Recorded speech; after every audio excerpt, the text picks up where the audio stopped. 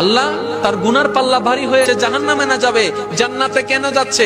আরেকটি কথা, মওলা এই সবার বিচার করলা তুমি এরকম প্রকাশ্যে, তার বিচারটা কেন তুমি এরকম পর্দার আড়ালে করলা?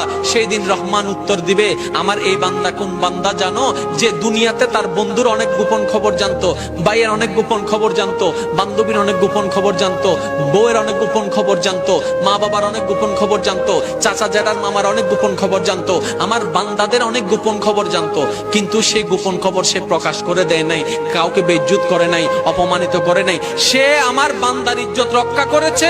আজকে আমি আল্লাহ তাকে পর্দার বিচার করে তার ইজ্জতকে রক্ষা করে দিলাম। সুবহানাল্লাহ। তো আল্লাহ তুমি মাফ করে দিলা কেন?